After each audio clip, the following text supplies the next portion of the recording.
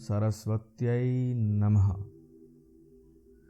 ज्योतिष प्रेमियों, मैं पंडित केशव शर्मा आपका स्वागत करता हूं आपके अपने ज्योतिष परंपरा यूट्यूब चैनल के अंदर। आज का विषय है हंस योग। यह कब बनता है, कब नहीं बनता है, 12 लग्नों में उदाहरण सहित जानेंगे। बने रहिए मेरे साथ।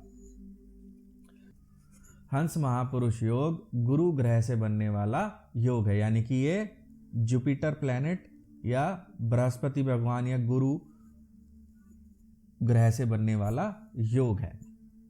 यह योग कब बन सकता है, बनेगा यह गारंटी नहीं है। बन सकता कब है ये जरा समझिए। जब गुरु केंद्रगत हों, यानी कि केंद्र के स्थानों में बैठे हों और अपनी स्वराशि यानी धनु या मीन राशि के, यानी कि 9 नंबर या 12 नंबर लिखा हो जहां पर गुरु बैठे हों केंद्र में, या अपनी उच्च राशि कर्क, यहां पर 4 नंबर लिखा होता है, वो कर्क राशि होती है कुंडली के अंदर, वहां पर विद्यमान हो, केंद्र का घर हो, तो यह योग बन सकता है। गुरु मृत या अस्त ना हो। अगर गुरु मृत या अस्त होंगे तो इस ग्रह के प्रभाव में बहुत कमी आ जाएगी। गुरु के प्रभाव में कमी आने की वजह से गुरु आपके लिए श्रेयकर तो हो सकते हैं, अच्छे तो हो सकते हैं आपके लिए, लेकिन वो आपको अपना प्रभाव अधिक मात्रा में दे नहीं पाएंगे, तो उनके बेनिफिट्स भी आपको पूरी तरीके से नहीं मिल पाएंगे। अगर गुरु पाप कर्त्री हो जाते हैं, यानी कि तीसरा पॉइंट है मेरा, गुरु अगर पाप कर्त्री हो जाते हैं तो भी यह योग पूरा बेनिफिट नहीं दे पाता है। भंग नहीं होता है, बस पूरा बेनिफिट नहीं दे पाता है। क्यों नहीं भंग होता है? देखिए, गुरु अपने घरों में 9 या 12 राशि में या कर्क राशि में या 4 उच्च के होकर के अगर बैठेंगे तो वो बहुत स्ट्रांग होते हैं। तो पाप ग्रह भी अगर उनके आजू बाजू आ जाएं तो भी वो गुरु को अच्छाई करने से नहीं रोक सकते। हाँ, थोड़ी बहुत उस भाव के, जो पाप कर्तरी के अंदर आ रहा है, उस भाव से रिलेटिव उतार चढ़ाव जरूर आपको देखने के लिए मिल सकता है। तो उस केस में हम कहेंगे कि थोड़ा सा कमी आ गई है, क्योंकि उतार चढ़ाव मिल रहा है। अगर वहां पे गुरु अगर प्योर बैठे होते, कोई पाप कर्तरी ना होता बल्कि शुभ कर्तरी होता, तो बहुत अच्छी स्थिति होती है और आपको बहुत बेनिफिशियल वो बेनिफिट्स देखने को मिलते हैं उस भाव से रिलेटेड। अब हंस राजयोग भंग कब होता है, इसको हम लेक्चर के दौरान देखेंगे। अब देखते हैं, अगर यह योग बनेगा कुंडली के अंदर तो व्यक्ति को प्राप्त क्या होगा। अब देखिए, पंच महापुरुष योगों की हमने चर्चा करी, हमारी सीरीज ही वो चल रही है। तो पंच महापुरुष योगों के अंदर इसलोक और परलोक दोनों के अंदर अगर कोई योग इंसान का भला कर सकता है, उसकी आत्मा का भला कर सकता है, उसके शरीर का भला कर सकता है, तो उसमें सबसे श्रेष्ठ, पंच महापुरुष योगों में सबसे श्रेष्ठ इस गुरु के हंस महापुरुष योग को ही माना गया है। क्योंकि ये गुरु इस धरती पर ज्ञान तो देते ही हैं, ये पारलौकिक ज्ञान के भी स्वामी हैं। गुरु ज्ञान है, गुरु सत्वगुण है, गुरु सत्य है, गुरु नीति है, गुरु धर्म है, गुरु शुभता है, गुरु सुधा है। सुधा मतलब गुरु अमृत के समान है, गुरु सतमार्ग की पराकाष्ठा है। अब जब यह योग बनेगा तो इन्हीं से बेनिफिट मिलेंगे, इन्हीं चीजों से जिनकी मैंने बात करी है। तो अगर किसी की कुंडली में योग पूरी तरीके से घटित होगा तो वह उच्च पद प्राप्त करेगा, धर्म में विश्वास रखेगा, शास्त्रों का ज्ञान होगा उसे, सिर्फ शास्त्रों का ही नहीं। जैसे शास्त्र तो आपकी ऐहिक जगत से रिलेटेड भी होते हैं, जैसे कि भौतिकी शास्त्र, केमिस्ट्री का, मैथमेटिक्स का, कोई एक सब्जेक्ट को शास्त्र कह सकते हैं। लेकिन आपको जो धर्म शास्त्र हैं खास तौर पर उनमें भी आपको रुचि होगी, आप उनका भी अध्ययन करेंगे, उनका भी मनन करेंगे, उनको भी समझेंगे। तभी मैंने कहा कि यह परलोक में भी आदमी को उच्च पद दिला सकता है, अगर शुभ स्थितियों में यह सृजन होगा इस योग का, तो परलोक के लिए भी यह सुखदायक है। ऐसे व्यक्ति धनी होगा, कुटुंब का सुख उसको मिलेगा, दीर्घायु होगा। अब कैसे सुख का क्या फायदा जब थोड़ी सी 2-4 साल ही भोगा जाए, नहीं, पूरी जिंदगी इसका सुख प्राप्त होता रहेगा। पूरी जिंदगी वो कुटुंब का सुख भोगेगा, नाते पोतियों वाला होगा, उनके साथ एंजॉय करेगा, खेलेगा, खाएगा, बुढ़ापे में भी पैसे की कमी नहीं होगी, इज्जत बढ़ती चली जाएगी उम्र के साथ साथ। ऐसे व्यक्ति अपनी जिंदगी के अंदर दिन दूनी रात चौगुनी उन्नति करता है। कम मेहनत करेगा, अधिक लाभ मिलेगा, अधिक धन कमाएगा, स्वस्थ रहेगा, मंदिर मठ का महंत बन सकता है, ट्रस्टी बन सकता है, धर्म गुरु बन सकता है, सुखी होगा, मान सम्मान में उसकी बढ़ोतरी होगी, मान सम्मान प्राप्त होगा उसको, समाज के अंदर बिजनेसमैन हो सकता है, राजनेता हो सकता है, आईएएस ऑफिसर बन सकता है। क्योंकि ये जब इतना बड़ा राजयोग घटित होता है तो व्यक्ति ऐसा नहीं है कि बिजनेसमैन नहीं बन सकता, जी बिजनेसमैन भी बन सकता है। मतलब वो फिर उसके ऊपर है, वो जिस तरफ मेहनत करेगा या और कोई ग्रह थोड़ा सा उसको हेल्प करेगा उस तरफ जाने में, तो व्यक्ति और भी जगहों से बहुत अच्छा परिणाम प्राप्त कर सकता है और भी चीज़ों के अंदर महारत हासिल करता है। इसका काम है सफलता दिलाना, किसी भी क्षेत्र से रिलेटेड हो सकती है वो, ठीक है। भूमिपति होगा ऐसा व्यक्ति। अब देखो, जमीन भी खरीदेगा, जब धन होगा तो उसको जमीन की भी जो उसकी इच्छा है, जो उसकी ज़रूरत है वो पूरी होगी। लक्ष्मीपति होगा, दीर्घायु होगा, उच्चाधिकारी होगा। 4 शब्दों में अगर इसे डिफाइन करना चाहें तो कैसे करेंगे? भूमिपति, लक्ष्मीपति, दीर्घायु, उच्चाधिकारी, धर्म को मानने वाला, ऐसा व्यक्ति होगा। अब देखते हैं उदाहरण कुंडलियों में कि ये कब कब कैसे कैसे फलीभूत होता है। मान लीजिए मेष लगन है किसी व्यक्ति का, ये लगन मेष लगन की कुंडली है। ये 4 घर जिनको मैं हाईलाइट कर दूं, ये 4 घर केंद्र के घर हैं, जहां 1, 4, 7 और 10 लिखा होता है, ये केंद्र के घर माने जाते हैं। तो केंद्र में गुरु की उच्च राशि या स्वराशि आनी चाहिए और केंद्र में ही गुरु विराजमान होने चाहिए, तभी यह योग बनता है। तो केंद्र में गुरु की राशि स्वराशि नहीं आ रही, केंद्र में गुरु की उच्च राशि आ रही है, वेरी गुड, आ रही है 4 नंबर कर्क राशि, उस पर गुरु अगर बैठे हों तो यहाँ पर गुरु हंस योग बना देंगे। क्या क्या? गुरु की 3 दृष्टि होती हैं। गुरु अपने से 5वां, 7वां और 9वां स्थान देखेंगे, जहाँ बैठे हैं वहाँ से भला करेंगे। तो अब देखते हैं इस मेष लगन के अंदर व्यक्ति को क्या क्या परिणाम मिलेंगे। क्या यहाँ पे ये योग हंस योग बनेगा? 100% बनेगा, क्योंकि यहाँ पे गुरु कारक ग्रह होते हैं। गुरु यहाँ पर किसके मालिक हैं? त्रिकोण के मालिक हैं। त्रिकोण के मालिक को व्यय स्थान का या त्रिक भाव के मालिक होने का दोष नहीं लगता, तो हंस महापुरुष योग बनेगा। दूसरी बात, भाग्य स्थान के स्वामी होने की वजह से। दूसरी बात, जहाँ पर बैठेंगे सुख की वृद्धि करेंगे। माता, गाड़ी, भूमि, वाहन का बहुत अच्छा सुख मिलेगा व्यक्ति को। अच्छे भवन में रहेगा, बड़े भवन में रहेगा, अच्छी अच्छी गाड़ियाँ उसको मिलेंगी। अब यहाँ से दृष्टि डालेंगे आयु या मृत्यु स्थान के ऊपर, ये कठिनाइयों के घर के ऊपर। यहाँ से व्यक्ति को दीर्घायु करेंगे, अपने जितनी उनके अंदर शक्ति होगी उसकी उम्र बढ़ाएंगे गुरुदेव, उसकी रास्ते की रुकावटों को दूर करेंगे, ठीक है। सप्तम स्थान पे जितनी दृष्टि डालें, 10वें स्थान पे जितनी गुरुदेव अपनी नीच की दृष्टि डालेंगे। थोड़ी मेहनत करके आदमी बहुत सफलता प्राप्त करेगा, बिना मेहनत के नहीं मिलेगा। जैसे मान लो उसे कोई जॉब मिलनी है, गवर्नमेंट जॉब मिलनी है, कुछ भी करनी है, मेहनत करेगा, मेहनत का फल जरूर दिलवा देंगे गुरुदेव, और ऐसा व्यक्ति सफलता प्राप्त करेगा, उच्च अधिकारी बनेगा। नीच की दृष्टि में भी बेनिफिट देंगे, क्योंकि वो यहाँ पर इस योग के अंदर आ रहे हैं। फिर जब गुरु अपनी 9वीं दृष्टि, अब देखिए कहेंगे 9वीं दृष्टि कैसे? देखो यहाँ से गिनना शुरू करो, नंबर यहाँ कोई भी लिखा हो उसे गिनना शुरू करेंगे। 1 2 3 4 5 6 7 8 9। तो गुरु की 5वीं दृष्टि यहाँ आई, 1 2 3 4 5। गुरु की 7वीं दृष्टि यहाँ आई और गुरु की 9वीं दृष्टि यहाँ आई, जैसे मैंने अभी गिना। तो 9वीं दृष्टि पे जब देखेंगे तो बाहर से लाभ मिलाएंगे, विदेश से लाभ दिलाएंगे, व्यय कम करेगा व्यक्ति। ये व्यय किस चीज़ का व्यय है? कोर्ट कचहरी, मुकदमे, चालान, स्वास्थ्य की बीमारियों से लिए, यानी कि व्यक्ति को स्वास्थ्य भी देंगे, वो इन चीज़ों में खर्चा कम से कम करेगा। नशे पत्ते का आदी नहीं बनेगा। यहाँ पे नशे पत्ता भी देखा जाता है, जेल यात्रा भी देखी जाती है। अपने घर को या अपनी घर के ऊपर जब भी गुरुदेव दृष्टि डालेंगे तो वहाँ की बढ़ोतरी करेंगे, यानी कि यहाँ से रिलेटेड जितने भी पॉजिटिव लाभ हैं गुरु उसको देने के लिए बाध्य हो जाएंगे और बहुत अच्छा परिणाम व्यक्ति को हंस योग का यहाँ पर मिलेगा। रत्न धारण कर सकते हैं, अवश्य करिए। गुरु का रत्न होता है पुखराज, इनका उपरत्न होता है सुनैला। सुनैला कोई ज़्यादा महंगा रत्न भी नहीं है, पुखराज तो महंगा रत्न है, मैं मानता हूँ। अगर आप सुनैला धारण करना चाहते हैं तो कोई बहुत महंगा रत्न नहीं है, 250-300 रुपये रत्ती सुनैला अच्छे से अच्छी क्वालिटी का, टॉप क्वालिटी का सुनैला मिलता है। बाज़ार के अंदर नकली सुनैले मिल रहे हैं, क्योंकि सस्ता रत्न है, कोई चेक नहीं कराता। तो आप किसी गलत व्यक्ति के हाथ में मत फंसिएगा।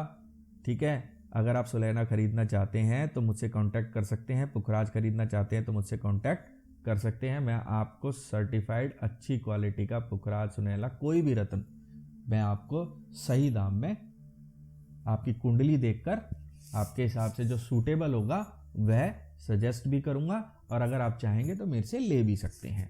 आप मेरे से कोई भी प्रश्न पूछ सकते हैं, अपनी जन्म तिथि, जन्म समय और जन्म स्थान कमेंट बॉक्स में लिखकर आप मेरे से कोई प्रश्न भी पूछ सकते हैं। आपकी कुंडली से रिलेटेड, आपकी किसी समस्या से रिलेटेड मैं आपको ज्योतिषीय समाधान निःशुल्क उपलब्ध कराऊंगा। ये सभी के लिए है, आप अपने दोस्तों, रिश्तेदारों सभी को बताइए ताकि सभी लोग इसका लाभ उठा सकें। वृष लगन की कुंडली के अंदर केंद्र में 2, 5, 8 और 11 राशियां आती हैं। यहाँ पर गुरुदेव की कोई राशि केंद्र में आती ही नहीं। यहाँ पर गुरुदेव मारक ग्रह होते हैं। यहाँ इस लगन में गुरु का रत्न पहना ही नहीं जाता है, हंस योग यहाँ पर नहीं बनेगा, नॉट एप्लीकेबल है। जय श्री राम। अब देखते हैं मिथुन लगन के लिए। मिथुन लगन के अंदर गुरु 2 केंद्र स्थानों के स्वामी होते हैं, एक सप्तम के और एक दशम के। 2 केंद्र स्थानों के स्वामी और शुभ ग्रह होने की वजह से यहाँ पर गुरु को केंद्राधिपति दोष लगता है, और केंद्राधिपति दोष के अंदर ग्रह बहुत अच्छे परिणाम दे नहीं पाता। अगर उस पर किसी बुरे ग्रह की दृष्टि पड़ जाए तो वो थोड़े नेगेटिव परिणाम भी दे सकता है, जिसे कि पापी ग्रह, क्रूर ग्रह कहते हैं। उसकी दृष्टि पड़ जाए तो उसकी दृष्टि या युति की वजह से, या इस कुंडली के किसी मारक ग्रह की दृष्टि जैसे कि मंगल की दृष्टि गुरु पे पड़ेगी तो यहाँ पर वो शुभ नहीं है। वैसे किसी और लगन के अंदर, वृश्चिक लगन में शुभ हो सकती है, लेकिन यहाँ पर अगर गुरु और मंगल की कहीं युति या दृष्टि होगी तो वो आपको नुकसान पहुँचाएगी। ठीक है, यहाँ पर सूर्य और गुरु की कोई युति या दृष्टि होगी तो वो आपको नुकसान पहुँचाएगी। यहाँ पर चंद्र और गुरु की आपस में युति दृष्टि आपको एक ही बेनिफिट दे सकती है, मेंटल बेनिफिट, यानी कि आप बुद्धि तेज होगी आपकी, लेकिन वो भी आपको नुकसान ही पहुंचाएगी। तो ये जो मतलब आप किसी चीज़ से आप धन से बेनिफिट पहुंचा रही है, लेकिन वो अल्टीमेटली आपको कहीं ना कहीं नुकसान ही पहुंचा रही होगी, क्योंकि यहाँ पर गुरु केंद्राधिपति दोष के अंदर आते हैं। और इसीलिए जितने गुरु अकेले और जितने केंद्र के घरों में और बुध के साथ मित्रता में होंगे, उतना बेनिफिट आपको इस लगन के अंदर देखने को गुरु के योग का मिलेगा। बिल्कुल बनता तो है, लेकिन बिना आप सलाह लिए गुरु के रत्न को धारण मत कीजिएगा। आप चाहते हैं तो ये प्रश्न मेरे से निःशुल्क पूछ सकते हैं नीचे कमेंट बॉक्स में। अपना जन्म समय, जन्म स्थान और जन्म तिथि लिखना ना भूलिएगा। फिर कर्क लगन में, कर्क लगन में गुरु अगर लगन में बैठे हों 4 नंबर पे, बाकी तो कोई गुरु की राशि केंद्र में आ नहीं रही, यहाँ पर गुरु उच्च के होते हैं, अगर ये लगन में ही बैठे हों तो यहाँ हंस योग पूरी तरीके से बन जाएगा। और ये बेनिफिट क्या देंगे, यहाँ पर बैठ के गुरु यहाँ पर बैठकर अपने से जहाँ बैठे हैं लगन से, यानी तन भाव से तन को स्वस्थ करना, बुद्धि पर्सनैलिटी तेज करना। पंचम स्थान से विद्या के अंदर, संतान में अचानक से धन लाभ में बेनिफिट पहुंचाना। अपने से पंचम दृष्टि, अपने से सप्तम दृष्टि, नीच की दृष्टि है। हाँ, यहाँ थोड़ी सी दिक्कतों के साथ ही सही, लेकिन बेनिफिट यहाँ से भी देंगे क्योंकि राजयोग बना रहे हैं। अपने से नवम स्थान से ये जया भाव होता है, जया भाव जिसे यानी कि पत्नी का भाव होता है। थोड़ी सी दिक्कत परेशानियाँ, थोड़े सा डिलेड विवाह या कुछ एकाध थोड़ी असफलता के साथ ही सही, लेकिन व्यक्ति अपनी वाइफ के साथ अच्छा जीवन यापन कर लेता है। फिर यहाँ से अपनी नवम दृष्टि से अपने ही घर को देखेंगे, आदमी के भाग्य में बहुत वृद्धि करेंगे, धर्म को मानने वाला व्यक्ति को बनाएंगे। यहाँ पर रत्न पहना जा सकता है, 100% पहना जा सकता है। जैसे मैंने कहा कि अगर आप पुखराजी पहन सकते हैं तो सुनैला मेरे से अच्छी क्वालिटी का सुनैला, बिल्कुल ओरिजिनल सुनैला ले सकते हैं बहुत सस्ते दाम में। फिर इसके बाद चलते हैं सिंह लगन। सिंह लगन के अंदर गुरु बहुत कारक ग्रह होते हैं, लेकिन गुरुदेव की एक भी राशि केंद्र में नहीं पड़ती, ना उच्च राशि केंद्र में पड़ती है, तो यहाँ पर हंस योग बन ही नहीं सकता, हंस योग बन ही नहीं सकता। कन्या लगन के अंदर भी गुरु 2 केंद्र के मालिक होने की वजह से, चतुर्थ और सप्तम स्थान के मालिक होने की वजह से केंद्राधिपति दोष बनाते हैं। लग्नेश से इनकी मित्रता और इनके ऊपर ग्रह दृष्टि के प्रभाव को पढ़े बिना यहाँ पर हंस महापुरुष योग तो बनेगा, लेकिन वो कितना बेनिफिट नहीं देगा, उसके लिए हमें कुंडली का विवेचन करना पड़ेगा ही पड़ेगा, क्योंकि यहाँ पर ये बाधक भी होते हैं। फिर इसके बाद चलते हैं तुला लगन की कुंडली के अंदर। तुला लगन के अंदर गुरुदेव अगर दशम के अंदर अपनी उच्च राशि के अंदर स्थापित हों तो क्या ये हंस योग बनाएंगे? जी नहीं बनाएंगे, हंस योग एप्लीकेबल नहीं होगा। तो फिर क्या परिणाम देंगे? गुरुदेव जहाँ बैठे हैं वहाँ से बहुत अच्छा परिणाम देंगे बस, यानी कि दशम स्थान, यानी आदमी के अपने कर्म क्षेत्र से यहाँ पर वो जॉब करेगा, नौकरी करेगा, व्यवसाय करेगा, वहाँ पर बेनिफिट प्राप्त करेगा। बाकी जहाँ देखेंगे वहाँ से उतना बेनिफिट नहीं देने वाले, क्योंकि गुरु यहाँ पर तीसरे और छठे स्थान के मालिक होने के कारण परम मारक हो जाते हैं शुक्र देवता की कुंडली के अंदर। और गुरु की दृष्टि जब दूसरे स्थान पर जाएगी तो नुकसान देंगे, जितना दिया जाएगा। सप्तम स्थान में जाएगी तो नुकसान देंगे, छठे स्थान में जाएगी तो नुकसान देंगे। फिर भी गुरु को एक शुभ ग्रह कहा जाता है, तो भी यहाँ पर हंस योग पूरी तरीके से निर्माण नहीं होगा। कुछ ना कुछ बेनिफिट जरूर मिल जाएगा कि गुरु के जो बेसिक स्वभाव है उसमें कुछ थोड़ा बहुत बेनिफिट जरूर मिलेगा, क्योंकि शुक्र और गुरु के अंदर तत्वों की ही प्रधानता अलग अलग है। तो हंस योग बन ही नहीं सकता तुला लगन में और वृश्चिक लगन के अंदर, ठीक है। हाँ, काम काज अच्छा कर देंगे। वृश्चिक लगन के अंदर देखा जाए तो वृश्चिक लगन के अंदर, जबकि ये मंगल देवता का लगन है और गुरु यहाँ पर बहुत कारक ग्रह हैं, पंचमेश हैं और दूसरे स्थान के मालिक हैं, धनेश हैं, फिर भी गुरु यहाँ की कोई उच्च राशि या स्वराशि केंद्र में ना आने की वजह से यहाँ हंस योग बन ही नहीं सकता है। नॉट पॉसिबल, नहीं बन सकता।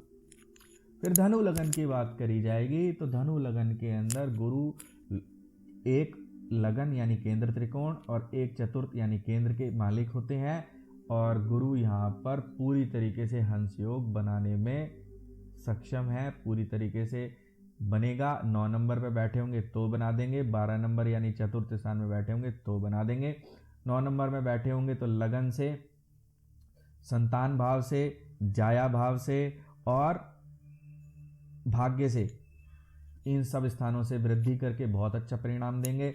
चतुर्थ स्थान में बैठे होंगे तो चतुर्थ स्थान से, अष्टम स्थान से, दशम स्थान से और द्वादश स्थान से अच्छा परिणाम देंगे। दोनों ही स्थितियों के अंदर रत्न बिल्कुल पहना जा सकता है। अगर गुरु यहाँ कमजोर होते हैं, पाप कर्तरी होते हैं, अस्त होते हैं, मृत होते हैं, जिस भी जगह पे मैंने कहा कि यहाँ पे हाँ हंस योग बनता है, वहाँ पर जितने कमजोर होंगे, अगर कोई किसी गलत स्थिति में होंगे, गलत ग्रह के द्वारा भी देखा जा रहा होगा, तो वहाँ पर रत्न जरूर धारण करना चाहिए। मकर लगन के अंदर केंद्र में गुरु की एक उच्च राशि के अलावा और कोई राशि नहीं आती, यहाँ पर गुरु बैठे होंगे तो क्या हंस योग बनेगा? जी नहीं बनेगा। जितनी ये मारक ग्रह हैं यहाँ पर द्वादशेश और तृतीयेश हैं, परम मारक हैं। इनफैक्ट अगर ये कहीं भी बैठेंगे तो वहाँ पे नुकसान ही करेंगे, उच्च के हो जाएंगे तो उच्च की प्रॉब्लम्स देंगे, यानी बड़ी बड़ी प्रॉब्लम्स देंगे। तो ये हंस योग यहाँ पर नहीं बनाते। रत्न सपने में भी नहीं पहनते, यहाँ पे रत्न यहाँ पर बिल्कुल नहीं पहनते। कुंभ लगन की कुंडली के अंदर केंद्र में गुरु की कोई स्वराशि या उच्च राशि नहीं आती, यहाँ पर हंस योग नहीं बनता, नॉट एप्लीकेबल होता है। और रत्न यहाँ पर गुरु का रत्न, अब कोई आदमी कहे कि मुझे धन चाहिए, मुझे इनकम चाहिए, गुरु का रत्न पहन लूँ, देखो भैया यहाँ पर ये मारक ग्रह होते हैं। कोई भी ग्रह, ये ध्यान रखना कि अगर वो 2, 3, 6, 7, 8, 11 और 12 इनमें से किन्हीं भी 2 घरों का पूरी तरीके से मालिक हो जाए तो वो मारक ग्रह हो जाता है। जैसे कोई भी 2 ग्रह, जैसे 2 और 7 हो गया तो वो मारक है, 3 और 12 हो गया तो मारक है, जैसे और 2 और 11 हो गया तो मारक है, ठीक है, 8 और 11 हो गया तो मारक है। तो इनमें से किन्हीं भी 2 ग्रह स्थानों का अगर कोई ग्रह मालिक हो जाता है तो वो मारक हो जाता है। अब गुरु देवता यहाँ पे किसके मालिक है? 9 नंबर की राशि और 12 नंबर की राशि के मालिक गुरु होते हैं। यानी ये कहाँ पड़ी? 12 नंबर की राशि दूसरे स्थान में, लगन से दूसरे में, और यहाँ से गिनते हुए चलेंगे 2, 3, 4, 5, 6, 7, 8, 9, 10, 11, तो ये 11वें नंबर पे गुरु देवता की धनु राशि पड़ेगी तो 2 के और 11 के यानी दोनों बुरे स्थान मारक स्थानों के स्वामी होने की वजह से यहाँ पर गुरु देवता एक मारक ग्रह की तरह काम करेंगे और इनका रत्न यहाँ पर नहीं पहना जा सकता। मारक ग्रह जहाँ बैठता है, जहाँ देखता है, वहाँ से नुकसान करता है, किसी न किसी तरीके की प्रॉब्लम्स क्रिएट रखता है। हाँ, शुभ ग्रह हैं, कुछ एक दो बेनिफिट भी देते हैं, ऐसा नहीं है कि बिल्कुल लुटिया ही डुबा देते हैं, ऐसा नहीं है, लेकिन कुछ न कुछ नुकसान ज़्यादा हो जाते हैं जब वो मारक ग्रह होते हैं। मीन लगन की कुंडली में गुरु लगन के यानी केंद्र त्रिकोण के और दशम स्थान के यानी केंद्र के स्वामी होते हैं। इसमें त्रिकोण स्थान आने की वजह से गुरु के ऊपर केंद्राधिपति दोष नहीं लगता, लग्नेश हैं क्योंकि, और गुरु बहुत कारक ग्रह हो जाते हैं। यहाँ पर एक गुरु की स्थिति हो जाए तो आदमी का तन और कामकाज दोनों बहुत अच्छे रहते हैं, पूरी लाइफ लॉन्ग कोई प्रॉब्लम नहीं आती। अगर ये बना दे तो देखो कहाँ कहाँ से बेनिफिट देंगे। जब ये गुरु लगन में बैठकर योग बनाएंगे, हंस योग बनाएंगे, तो शरीर स्वस्थ रहेगा। पंचम स्थान में उच्च की दृष्टि डालेंगे, संतान से सुख प्राप्त होगा। बहुत बड़ी चीज़ बोल रहा हूँ, ऐसे व्यक्ति के ऊपर यहाँ पे कोई और ग्रह की दृष्टि बुरी ना पड़ रही हो तो संतान आज्ञाकारी पैदा होगी, आज्ञा के अनुसार चलेगी। बहुत बड़ी बात है, बहुत बड़ा सुख है ये। और बुद्धि, पढ़ाई लिखाई बहुत अच्छी जाएगी व्यक्ति की। सप्तम स्थान पे दृष्टि डालेंगे, बीवी आज्ञाकारी अच्छी, मतलब एक तरीके से संतान भी अच्छी, बीवी भी अच्छी, और आदमी को चाहिए क्या, कामकाज भी अच्छा। क्यों, ये अपने दूसरे घर का भी फल देंगे, शरीर भी अच्छा। और नवम स्थान पे दृष्टि डालेंगे मंगल मित्र की राशि पर, तो धर्म को मानने वाला भाग्यशाली व्यक्ति होगा। बताओ और चाहिए क्या।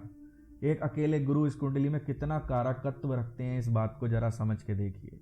और फिर दशम स्थान में बैठे होंगे तो दशम स्थान और लगन से बेनिफिट देंगे, अपने से पंचम, सप्तम और नवम, यानी कि धन से, कुटुंब से, वाणी से, सुख से, माता से, भवन से, भूमि से, वाणी, गाड़ी से, और रोग, ऋण, शत्रु, दुर्घटना दूर करके छठे स्थान से नौकरी अच्छी दिलाकर बेनिफिट देंगे, कंपटीशन क्लियर कराकर बेनिफिट देंगे। दशम में बैठे हुए गुरु या लगन में बैठे हुए गुरु मीन में बहुत कारक होते हैं। रत्न पहना जा सकता है जी, बिल्कुल पहना जा सकता है, और पूरी तरीके से यहाँ पर गुरु का हंस योग लागू होता है, 100% लागू होता है। ठीक है, अब ये देखते हैं कि ये योग भंग कब होता है।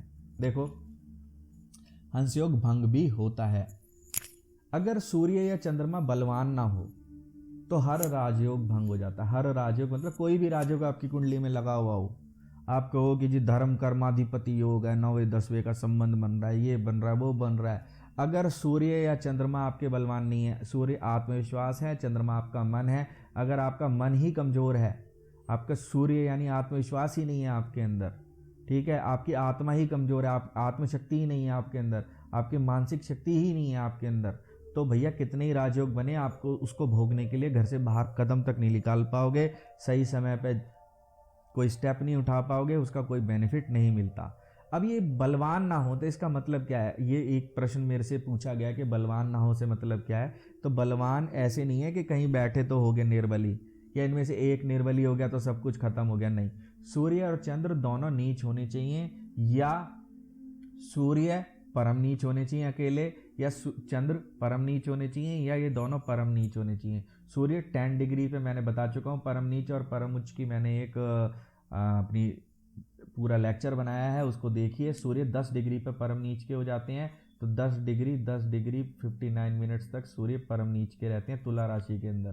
तो अगर सूर्य इस स्थान पे हो तो कोई भी राजयोग आदमी के जीवन में कभी फलित नहीं होता, बात ही खत्म, बात ही बिल्कुल खत्म है। सूर्य की ये डिग्री आ गई, सूर्य की ये स्थिति आ गई, 10 डिग्री से 10 डिग्री 59 मिनट्स तक सूर्य हैं, कोई राजयोग का फल मिलेगा ही नहीं। चंद्रमा 3 डिग्री पे परम उच्च के और 3 डिग्री पे ही वृश्चिक राशि में परम नीच के होते हैं। चंद्रमा अगर परम नीच के हैं, बहुत थोड़ी देर के लिए परम नीच के लिए रहते हैं ये, ठीक है, ये पूरी एक राशि यानी 30 डिग्री 2.25 दिन में 2 दिन में कवर अप कर जाती हैं। तो चंद्रमा अगर 3 डिग्री के किसी राशि वृश्चिक राशि के अंदर बैठे हों 3 डिग्री पे, तो वो परम नीच के हो जाते हैं। और पूरी तरीके से इस योग का प्रभाव ना मिलने के लिए दोनों की स्थिति खराब हो तो ज़्यादा इसका प्रभाव क्षीण हो जाएगा। अगर एक अकेले की स्थिति खराब हो, मान लो चंद्र की स्थिति खराब हो, तो प्रभाव कम मिलेगा और सिर्फ दशा में मिलेगा। सूर्य की अगर मैंने कहा जैसे कि सूर्य की अगर खास तौर पे स्थिति खराब हो जाए, अगर अकेले सूर्य की जैसे परम नीच के हो जाए तो कोई राजयोग खत्म ही हो जाते हैं, फिर उसकी तो बात ही नहीं करनी। सूर्य या चंद्र दोनों अगर गुरु के साथ युति कर लें, या दोनों या एक अकेला भी, सूर्य गुरु के साथ आ जाए, चंद्र गुरु के साथ आ जाएं, और सूर्य और गुरु और चंद्र इकट्ठे हो जाएं, तो यह योग कमजोर हो जाता है। जी हाँ, ये बात याद रखना। आप कहेंगे कि सर सूर्य और गुरु तो मित्र हैं, गुरु और चंद्रमा तो गज केसरी योग बनाते हैं, तो भैया वो गज केसरी योग बनाएंगे, और गज केसरी योग एप्लीकेबल होगा या नहीं कुंडली के अंदर उसका ध्यान रखना पड़ेगा, लेकिन फिर वो हंस योग में नहीं गिना जाएगा, और इसका प्रभाव केवल दशांतर दशा में ही मिलता, कमजोर हो जाता है। ये बात सच है, दशांतर दशा में ही प्रभाव मिलता है। जैसा प्रभाव मिलेगा वो कुंडली के हिसाब से देखना पड़ेगा। शुक्र की वैसे हंस योग या कोई भी पंच महापुरुष योग का इतना नाम इसलिए है क्योंकि इनका प्रभाव जीवन भर मिलता रहता है। बाकी ग्रहों की स्थिति जो भी हो, जहाँ पर ये देखते बैठते हैं वहाँ से बेनिफिट होता ही चला जाता है आदमी की ज़िंदगी में, ज़मीन से शुरू करके आसमान में पहुँचता आदमी। अब देखते हैं सी पार्ट। जो सी जो कहता है वो है कि शुक्र की दृष्टि अगर गुरु पे पड़ जाए तो भी यह राजयोग भंग हो जाता है। देखो ये स्वाभाविक सी बात है, अगर कोई विपरीत नेचर का ग्रह उस ग्रह को देखेगा, जैसे गुरु सत्व गुण है, वो परालौकिक ज्ञान देते हैं, ठीक है, ऐसा ज्ञान की तरफ आदमी को लेके जाना चाहते हैं जिससे आदमी बहुत ही ज़्यादा धार्मिक बने, उसकी उन्नति हो, इस लोक में ही नहीं परलोक में भी। और शुक्र इस जन्म के अंदर जो है संसारिक सुख दिलाना चाहते हैं, तो व्यक्ति एक ही चीज़ ले सकता है। You can not have best of both the worlds. आपको दोनों जहानों का सुख नहीं मिल सकता, या तो आपको यहाँ दुख भोग के तपस्या करनी पड़ेगी, या आपको परलोक में दुख भोगना पड़ेगा, यहाँ पे जैसे मर्जी गलत सलत जीवन जी लो। तो इन दोनों में दोनों को प्राप्त नहीं करा जा सकता। इसीलिए अगर शुक्र की दृष्टि गुरु पर, या गुरु शुक्र के राजयोग में गुरु की दृष्टि भी शुक्र पर पड़ती है, तो यह काफ़ी हद तक भंग हो जाता है। पूरी तरीके से भंग नहीं मैं मानता, लेकिन इसके पूरे बेनिफिट नहीं मिलते। लग्नेश और लगन अगर कमज़ोर हो तो यह योग, कोई भी योग, बात ही खत्म। इसके बाद इसके ये तो एक कंडीशन आप रट्टा मार लो, अगर आपका लग्नेश बली नहीं है, लग्नेश अगर आपका बली नहीं है, या लगन अगर बहुत कमज़ोर है, इन दोनों की कमज़ोरी अगर आ गई है, लग्नेश भी बली नहीं है, 6-8-12 में बैठा है, नीच का होकर बैठा है, लगन भी अगर कमज़ोर हो गया है आपका, वो भी 29 डिग्री का है, 1 डिग्री का है, बहुत कमज़ोर है, दोनों ही कमज़ोर हैं खास तौर पे, तो आपकी कुंडली में कोई भी राजयोग बन जाए, हंस राजयोग बने, मालव्य राजयोग बने, कोई भी राजयोग बने, लग्नेश या लगन कमज़ोर हो जाए तो आपको उसका बेनिफिट बहुत कम मिलता है, बहुत कम, और सिर्फ उसकी दशा अंतर दशा में ही मिलेगा। ये फिर पूरी लाइफ लॉन्ग आपको बेनिफिट नहीं मिलेगा। ऐसे जातक को मैंने देखा है, फिर भी ऐसा जातक क्योंकि उसका लगन और लग्नेश कमज़ोर है तो वो पूरी ज़िंदगी स्ट्रगल करता रहा है, तो ऐसे जातक को अगर हंसयोग बन रहा हो, कमज़ोर भी बन रहा हो, और उसकी दशा अंतर दशा आ जाए गुरु की, तो ऐसा जातक अपनी ज़िंदगी का गोल्डन पीरियड बताता है उस समय को, क्योंकि उसने ज़िंदगी में अच्छा समय देखा ही नहीं है। वो थोड़ी सी सफलता को ही कहता है बस इतना ही हमारे लिए हो जाए, यही मेरे लिए तो बहुत बड़ी बात है। तो ऐसे स्थिति में अगर आपकी कुंडली में हंस योग बन रहा है, कमज़ोर हो गया, परेशानी आपकी कुंडली में बढ़ चुकी हैं, योग बनकर भी उसका फल नहीं मिल रहा है, लग्नेश लगन कमज़ोर है, सूर्य चंद्र की स्थिति ठीक नहीं है, उसके परिणाम आपको नहीं मिल पा रहे हैं, गुरुदेव आपके पाप कर्तरी योग के अंदर आ रहे हैं, तो ऐसी स्थिति के अंदर एक अच्छे ज्योतिष से परामर्श लीजिए। खास तौर पे अगर आपकी ये दशा आने वाली है या अभी आई नहीं है, तो इसका सभी चीज़ों का ज्ञान आपको अगर नहीं है तो ज़रूर ले लीजिए, आपकी ज़िंदगी बदल सकती है। मैं लिटरली कह रहा हूँ, आपकी ज़िंदगी बदल सकती है। कैसे बदल सकती है समझिए। एक कमज़ोर ग्रह भी, ये नहीं होता कि इसका बिल्कुल परिणाम नहीं मिलता, परिणाम मिलता है। अगर एक कमज़ोर ग्रह, अगर मैं उसको बेनिफिट, आपको रेमेडीज़ दूँ, उसको ग्रह को मजबूत कर लें आप, और अगर वो आपकी ज़िंदगी में 5% की भी बेटरमेंट कर देता है आपकी इनकम में, आपकी सेहत में, तो इसका अब मान लीजिए गुरु की दशा 16 साल 15 साल जितने साल आपकी ज़िंदगी में चली, मान लो लगन से थी, जन्म से थी, तो हो सकता है 12 साल चले, कुछ बीत चुकी हो, कुछ आ गई हो, 12 साल चले, तो 12 साल के अंदर आपकी ज़िंदगी के जो ब्रेन के जो सेल्स हैं ना, उनकी डेवलपमेंट जितनी होनी तो हो चुकी। अगर थोड़ा सा इसका प्रभाव बढ़ा दें, हर महीने 5% का भी प्रभाव बढ़ जाए, तो 12 साल के अंदर पता नहीं कितना अच्छा प्रभाव मिलता है आपको। आप इस बात को समझ नहीं रहे हैं। और मान लो अगर आपकी इनकम की बात करी जाए, अगर हर महीने 5% की इनकम की बात करी जाए, उस 5% से आपने एक महीने के अंदर 5,000 रुपये भी कमाए, साल के अंदर आपने 60,000 रुपये कमाए, उस 60,000 को 5 साल 10 साल जोड़ेंगे, 6 लाख रुपए बनेंगे, कहीं इन्वेस्टमेंट करेंगे, वो और 6 लाख के 36 लाख बन जाएंगे। पैसे से पैसा कमाया जाता है। तो ये छोटे से गेन से ही बहुत बड़ा बेनिफिट मिलता है। ये तो मैं सबसे कम आकलन करके आपको बता रहा हूँ। तो इसलिए एक अच्छे ज्योतिष को अपनी कुंडली जरूर दिखानी चाहिए। क्या पता क्या सोया पड़ा है वो आपकी क्या ज्योतिष आपका भाग्य बदल सकता है? क्या आपका प्रारब्ध बदल सकता है? नहीं बदल सकता। मौत सबको आनी है, वरना ज्योतिष अमर हो जाते। लेकिन वो आपकी ज़िंदगी के अंदर मैक्सिमाइज कर सकता है, बेटरमेंट की तरफ ले जा सकता है, आपकी ज़िंदगी को फुल पोटेंशियल पे जीने के लिए आपको प्रोत्साहित कर सकता है, आपको दिशा दिखा सकता है। समझ में आई बात? जैसे आपकी मोटरसाइकिल है, अगर उस मोटरसाइकिल को आप चलाते हो, वो एवरेज दे रही है मान लो 40 का, लेकिन वो एवरेज 80 का दे सकती है। अगर आप उसे अच्छे मैकेनिक को दिखा लो, उसको ठीक कर दे, आपको बता दे भाई ऐसे ऐसे ये प्रॉब्लम है, इसको ये चीज़ चेंज कर दो, ये कर दो, तो वो आपकी मोटरसाइकिल 80 का एवरेज देने लगेगी। ऐसे अब वो 80 का एवरेज पहले भी दे सकती थी, आपको मालूम नहीं था, दे नहीं रही थी, आप ही उसको कम यूटिलाइज कर रहे थे, नुकसान में जा रहे थे। तो इसी तरीके से चेंज नहीं करा जा सकता, वो 80 का 800 नहीं करा जा सकता, लेकिन जो आपकी किस्मत में 80 लिखा है वो आपको मिल सकता है पूरा का पूरा। आई बात समझ में? क्यों 40 लें, 80 ना ले? इसीलिए ज्योतिष एक महत्वपूर्ण विषय है, संतों के द्वारा, महर्षियों के द्वारा बनाया गया मानव कल्याण के लिए एक विषय है। इसका लाभ जरूर उठाना चाहिए, जरूर उठाना चाहिए। साइंटिफिक चीज़ है। 5,000 साल पहले साइंटिस्टों ने ये बता दिया कि कब कहाँ सूर्य किस जगह पर किस कॉन्स्टेलेशन में होगा, क्या ये सारे के सारे ग्रह होंगे। ना कोई दूरबीन थी, ना टेलीस्कोप था।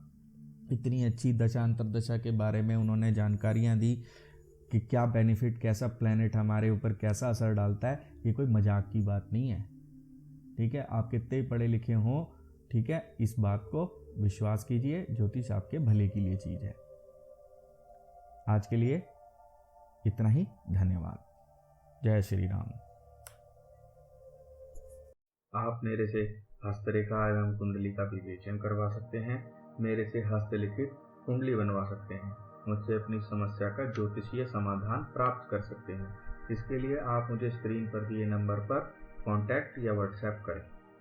आप अपना प्रश्न कमेंट बॉक्स में अपने जन्म तिथि, जन्म स्थान और जन्म समय के साथ पूछ सकते हैं। मैं कोशिश करूंगा कि अधिक से अधिक लोगों को समाधान दे सकूं। कोई विशेष कुंडली पर वीडियो भी बना सकता हूं।